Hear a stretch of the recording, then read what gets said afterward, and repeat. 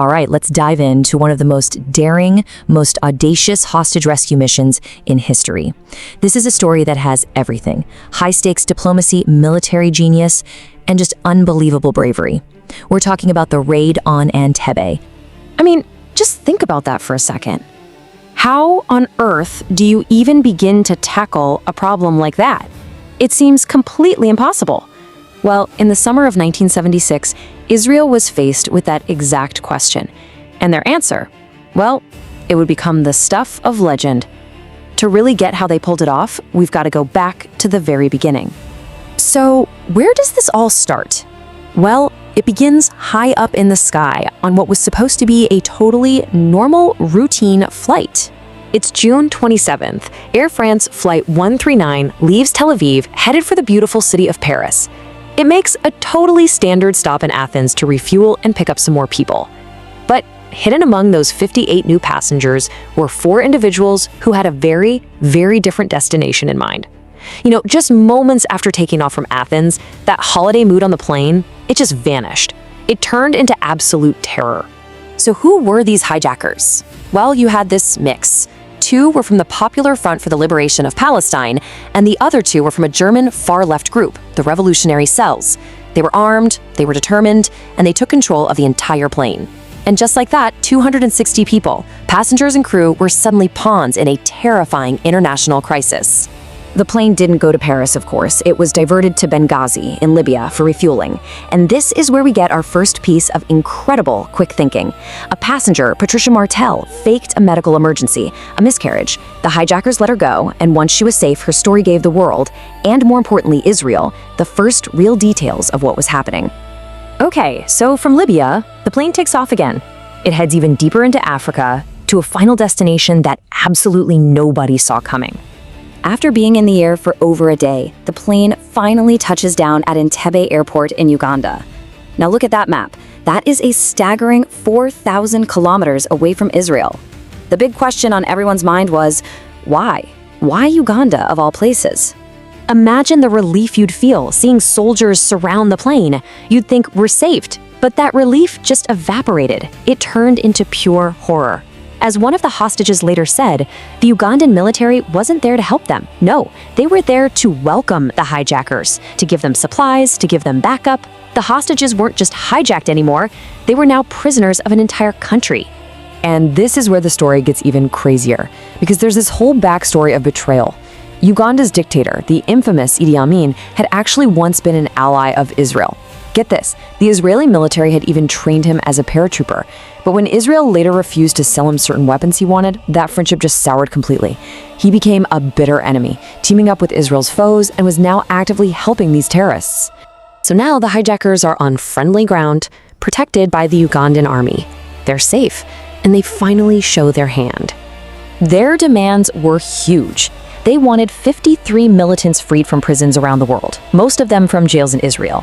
Oh, and they also wanted a $5 million ransom. And their threat? It was crystal clear. If you don't meet our demands, we start executing the hostages. And get this, the deadline they gave was just insane. July 1st. That gave Israel only a couple of days to figure out what to do, to decide the fate of over 100 of its citizens. The clock was ticking, and it was ticking fast.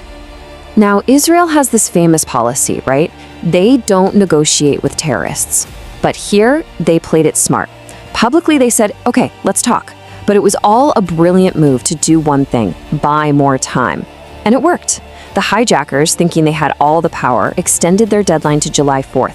They also released the non-Israeli hostages, probably to make the international community back off. But what that really did was isolate the Israeli and Jewish passengers, leaving them completely alone. So while all this negotiation stuff is happening out in the open, behind the scenes, something else is taking shape. Something incredibly secret and unbelievably high risk. Israel's elite special forces unit, Sayeret Matkal, was putting a military plan into motion, and its codename was Operation Thunderbolt. So, the planners are looking at the map. What are their options? Well, they thought about a sea route, attacking from Lake Victoria. But that was a logistical nightmare. And yeah, believe it or not, the risk of crocodiles was actually a factor. Then there was a land route, sneaking in through Kenya. too slow, they'd almost certainly be detected. So that left only one real choice: a direct, lightning-fast aerial assault. It was by far the riskiest, but it was the only one that had a real shot. But they had a secret weapon, an ace up their sleeve that is just unbelievable. By an incredible twist of fate, the very terminal building where the hostages were being held, it had been built years before by an Israeli construction company. Which means the Israeli military had the blueprints. They knew every single hallway, every room, every potential hiding spot inside that building. With the clock ticking down to 0, the plan gets the green light. On the night of July 3rd, 4 huge C-130 Hercules transport planes take off in total secrecy, flying super low over the Red Sea to stay off the radar. What they were trying to do had never been done before: a long-range commando raid deep inside a hostile country. And the entire operation on the ground had to be over in just 90 minutes. Okay, this next part is straight out of a spy movie. To get from the planes to the terminal without tipping everyone off, what do the commandos do? They unload a black Mercedes from the lead plane. And it wasn't just any car, it was an exact replica of Idi Amin's personal vehicle.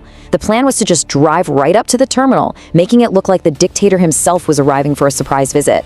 The deception almost worked perfectly, but a Ugandan guard got suspicious at the last second and opened fire. And just like that, the silent approach exploded into an all-out assault. But the Israeli commandos were just ruthlessly efficient. I mean, look at these numbers. They took out all 7 hijackers, eliminated about 45 Ugandan soldiers, and to make sure nobody could follow them, they destroyed 11 Ugandan fighter jets right there on the tarmac. In less than an hour, it was over. The hostages were free and being hustled back onto the waiting planes. The mission was, without a doubt, a stunning success. But that success, it came at a price. Let's just take a moment to look at the final numbers here, because it's so important to remember the human cost. All 7 hijackers were killed, along with dozens of Ugandan soldiers. Tragically, 3 hostages died in the crossfire. And Israel lost 1 soldier, the man who led the assault team on the ground, Lieutenant Colonel Yonatan Netanyahu. He was the only Israeli military fatality of the entire raid. And in his honor, the mission was officially renamed from Operation Thunderbolt to Operation Yonatan. And if that last name sounds familiar to you, it should. Because 20 years after his brother's heroic death, his younger brother, Benjamin Netanyahu, was elected Prime Minister of Israel. But the hostage death toll actually went up to 4.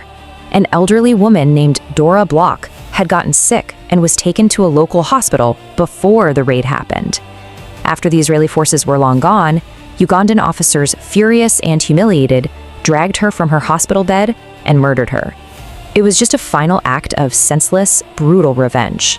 Operation Thunderbolt, or Operation Yonatan, is still studied today as a textbook example of a successful counter-terrorist mission. It's a story of intelligence, of precision, of incredible courage that really set a new standard. But it also leaves us with this huge, difficult question, one that's still debated today. When is a nation justified in doing something like this? In violating another country's sovereignty to protect its own people? What risks are worth taking to bring your citizens home?